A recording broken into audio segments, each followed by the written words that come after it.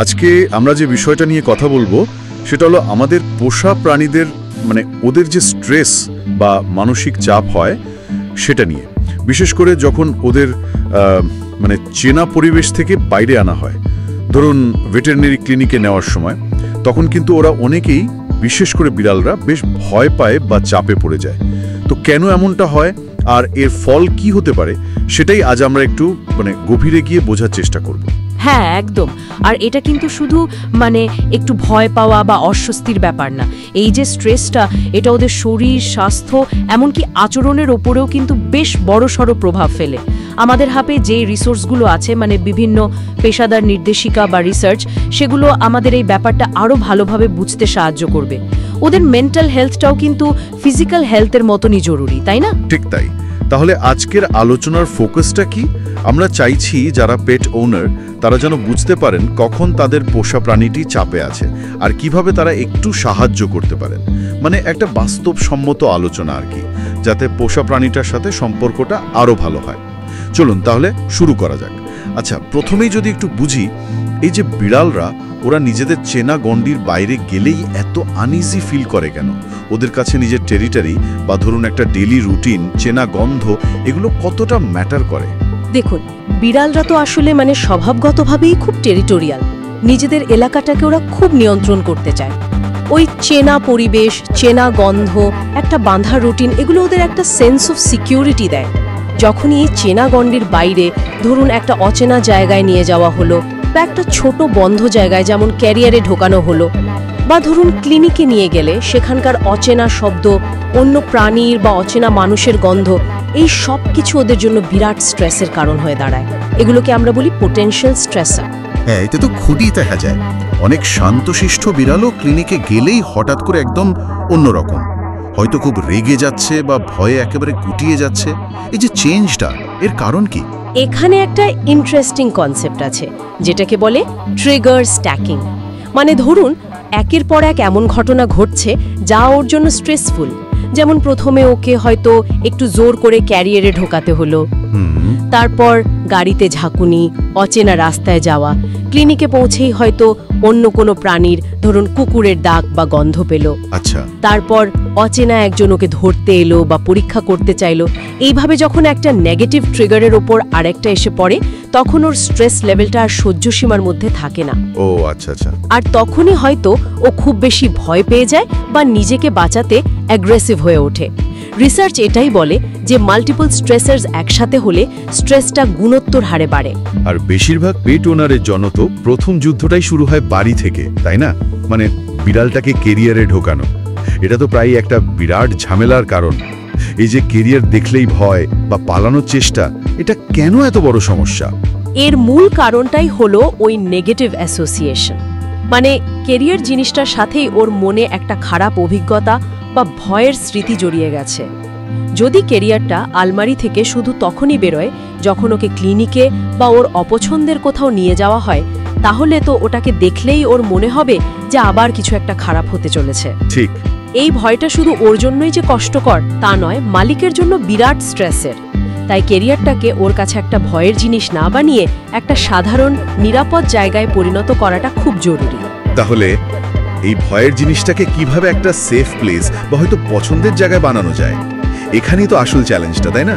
হ্যাঁ, এখানে একটু ধৈর্য ধরতে হবে আর কিছু কৌশল কাজে লাগাতে হবে। প্রথমত হ্যাবিচুয়েশন বা পরিচিতি। সবচেয়ে ভালো হয় যদি খুব ছোট বয়স থেকেই ক্যারিয়ারটাকে ঘরের মধ্যে, ওদের খেলার জায়গায় একটা সাধারণ জিনিসের মতো ফেলে রাখা যায়। দরজাটা খোলা থাকবে, ভেতরে হয়তো নরম একটা বিছানা বা টাওয়েল পাতা। মাঝে মাঝে ওর পছন্দের খাবার বা ট্রিটস ওখানে রেখে দেওয়া যেতে পারে। আচ্ছা। বা ওর আশেপাশে ক্যারিয়ারটা রেখে ওর সাথে খেলা। এইভাবে ধীরে ধীরে ও বুঝবে যে এটা ভয়ের কিছু নয়, এটা ওর থাকার জায়গারই একটা অংশ। এটা কিন্তু যে কোনো বয়সের বিড়ালের ক্ষেত্রেই করা সম্ভব, তবে একটু সময় আর ধৈর্য লাগে। আর যাদের ভয়টা অলরেডি বেশ জাকিয়ে বসে গেছে, তাদের জন্য কি করা যেতে পারে? তাদের ক্ষেত্রে দুটো সায়েন্টিফিক মেথড খুব হেল্প করে। একটা হলো ডিসেন্সিটাইজেশন আর অন্যটা কাউন্টার কন্ডিশনিং। সংক্ষেপে বলে ডিএসসিসি। ডিসেন্সিটাইজেশন হলো ভয়ের জিনিসটার সাথে খুব ধীরে ধীরে অল্প অল্প করে পরিচয় করানো, এমনভাবে যাতে ও ভয় না পায়। আর কাউন্টার কন্ডিশনিং হলো যখনই ওই ভয়ের জিনিসটার কাছাকাছি আসছে বা শান্ত থাকছে, তখনই ওকে ওর সবচেয়ে প্রিয় কিছু একটা দেওয়া, ধরুন খুব টেস্টি একটা ট্রিট। ও আচ্ছা, ইন্টারেস্টিং। হ্যাঁ, দুটো একসাথে করতে হয়। যেমন ক্যারিয়ারটা দূর থেকে দেখলো, ভয় পেল না, ট্রিট পেল। একটু কাছে এলো, শান্ত থাকলো, আবার ট্রিট পেল। ভেতরে উকি দিল, দারুণ ট্রিট। কিন্তু সবচেয়ে গুরুত্বপূর্ণ হলো এই ট্রেনিং চলার সময় ওকে জোর করে ক্যারিয়ারে ঢুকিয়ে কোথাও নিয়ে যাওয়া যাবে না, তাহলে কিন্তু সব চেষ্টা নষ্ট হয়ে যাবে। ঠিক। আর ক্যারিয়ার বাছার সময়ও একটু খেয়াল রাখা ভালো, যেগুলোর ওপরের দিকটা খোলা যায় বা দুটো অংশে ভাগ করা যায় সেগুলো খুব সুবিধার, কারণ তখন ওকে হয়তো পুরোটা বের না করেই ক্যারিয়ারের নিচের অংশে বসিয়ে রেখেই ওয়েট পরীক্ষা করতে পারেন। এটা ওদের স্ট্রেস কমাতে দারুণ সাহায্য করে। আর ক্যারিয়ারের ওপর একটা তোয়ালে দিয়ে ঢেকে দিলেও ওরা একটু বেশি নিরাপদ বোধ করে। তার মানে ক্লিনিকে আসার আগের এই জার্নিটা কেমন ছিল, ও কতটা স্ট্রেসড ছিল, এই ইনফরমেশনটা ভেটকে দেওয়াটাও হেল্পফুল হতে পারে, তাই তো? অবশ্যই, খুবই হেল্পফুল। এটা আমাদের বুঝতে সাহায্য করে যে ওর স্ট্রেস লেভেলটা কেমন থাকতে পারে। হয়তো আমরা সেই অনুযায়ী হ্যান্ডলিং এর প্ল্যান করতে পারি বা পরবর্তী ভিজিটের জন্য কিছু প্রি ভিজিট মেডিকেশনের কথা ভাবতে পারি যদি দরকার হয়। আচ্ছা, ধরলাম অনেক কষ্টে তো ক্লিনিকে পৌঁছানো গেল, এরপর তো ক্লিনিকের ভেতরের পরিবেশটা খুব ম্যাটার করে। একটা স্ট্রেসফুল ক্লিনিক এনভায়রনমেন্ট বলতে ঠিক কি বোঝায়, আর সেটা ওদের উপর কি প্রভাব ফেলে? একদম। এখন কিন্তু লো স্ট্রেস বা ফিয়ার ফ্রি ক্লিনিকের কনসেপ্টটা খুব জনপ্রিয় হচ্ছে। ভাবুন, একটা ক্লিনিকে ঢুকেই খুব হইচই, অনেক লোকজন, খুব জোরালো আলো, চারপাশে কড়া ডেটল বা ফিনাইলের গন্ধ। একই ওয়েটিং রুমে হয়তো একটা বড় কুকুর ঘেউ ঘেউ করছে। এগুলো একটা বিড়ালের জন্য কতটা ভয়ের হতে পারে। তাই একটা আইডিয়াল লো স্ট্রেস ক্লিনিকে চেষ্টা করা হয় এগুলো কমাতে। যেমন সম্ভব হলে কুকুর আর বিড়ালের জন্য আলাদা ওয়েটিং আর এক্সাম রুম, শান্ত পরিবেশ, একটু মৃদু আলো, তীব্র গন্ধের বদলে হয়তো মালিকের বাড়ি থেকে আনা বিড়ালের নিজের কম্বল বা টাওয়েল ব্যবহার করা, অথবা সিনথেটিক ফেরোমোন স্প্রে যেমন ফিলিওয়ে ইউজ করা। হ্যাঁ, ফেরোমনের কথা শুনেছি। ঠিক। পরীক্ষার টেবিলে নন স্লিপ ম্যাট বা টাওয়েল ব্যবহার করা খুব জরুরি, যাতে ওরা পিছলে না যায়। আর একটা দারুণ জিনিস হলো লুকানোর জায়গা দেওয়া। বিড়ালরা ভয় পেলে লুকোতে চায়, তাই ক্যারিয়ারের খোলা বেসটা বা টেবিলের ওপর রাখা একটা টাওয়েলের নিচে বা অনেক ক্লিনিকের শেলফে ছোট বক্স বা ইগলুর মতো হাইডিং স্পেস রাখা হয়। এটা ওদের খুব সিকিউর ফিল করায়। আর এই পরিবেশে ভেটেরিনেরিয়ান বা কর্মীদের ভূমিকাটা কি? মানে তাদের অ্যাপ্রোচ বা হ্যান্ডলিং মেথড কেমন হওয়া উচিত? এটাই খুব গুরুত্বপূর্ণ। এখানে আসছে লো স্ট্রেস হ্যান্ডলিং এর আইডিয়া, মানে কম চাপ দিয়ে ওদের ম্যানেজ করা।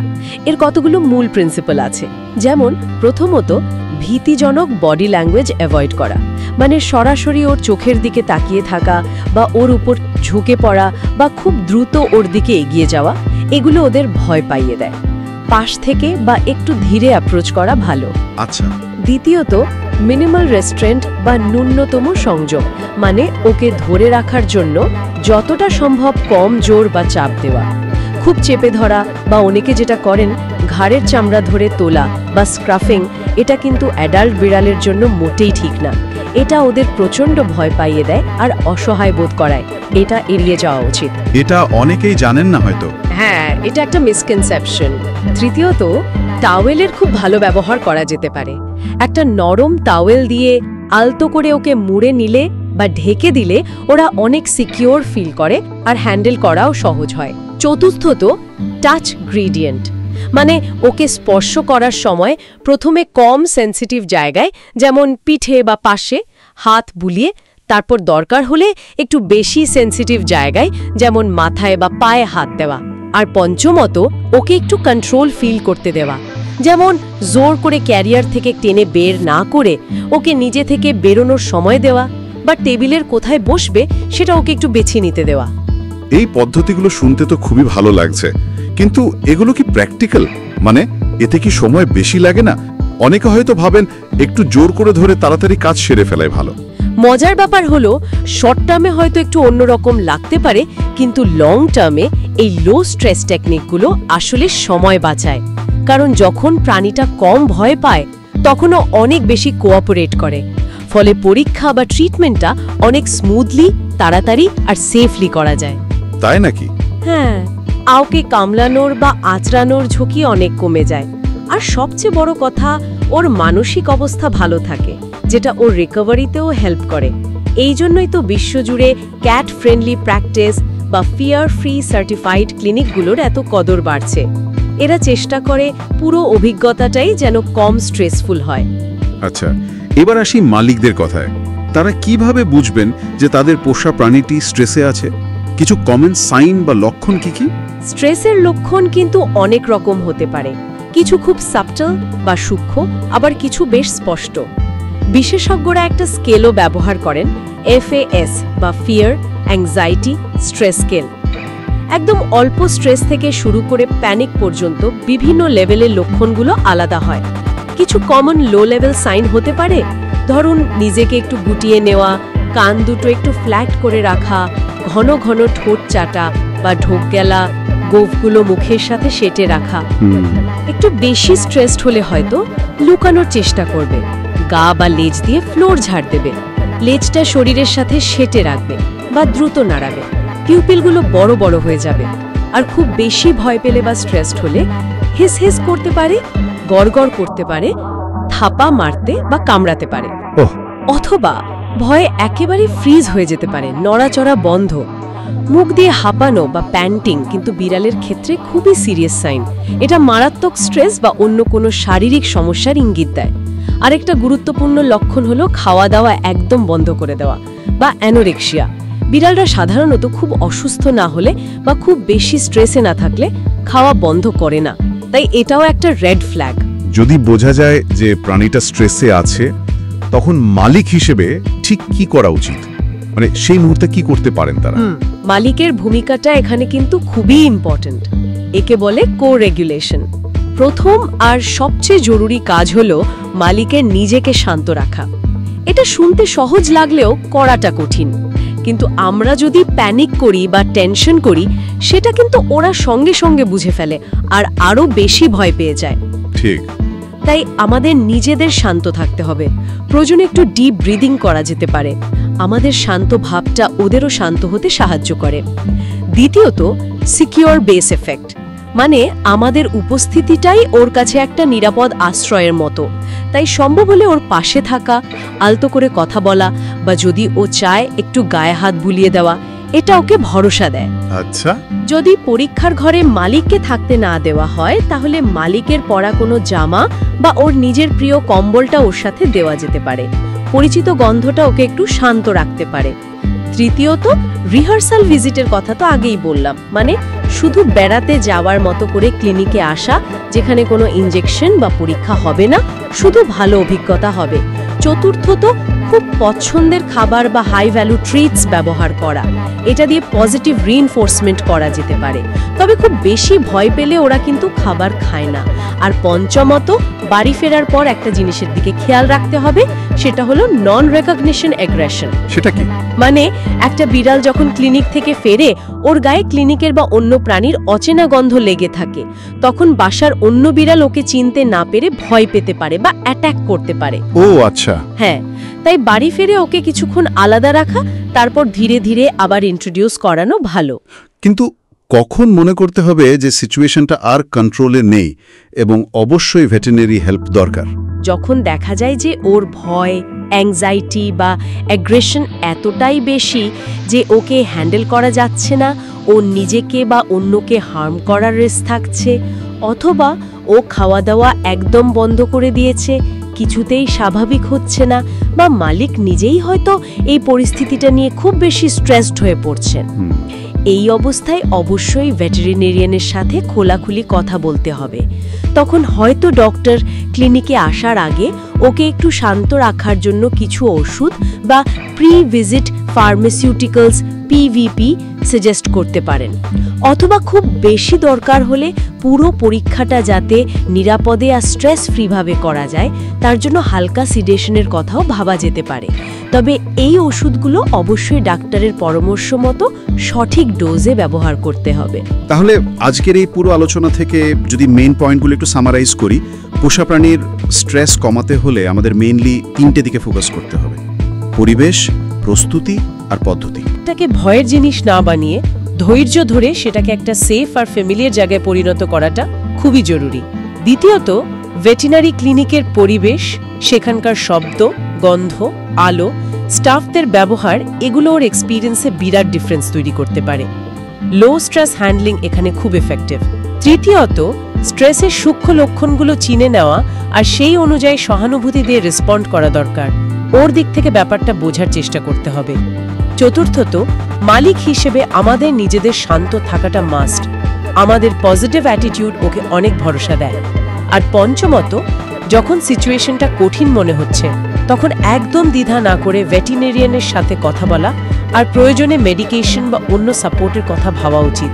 সবশেষে একটা কথাই বলবো, আমরা অনেক সময় পোষা প্রাণীর শরীর খারাপ হলে যতটা চিন্তা করি, ওদের মনের কষ্টটা বা মানসিক স্বাস্থ্যটা নিয়ে হয়তো ততটা ভাবি না। কিন্তু ওদের মানসিক শান্তিটাও তো সমান জরুরি, তাই না?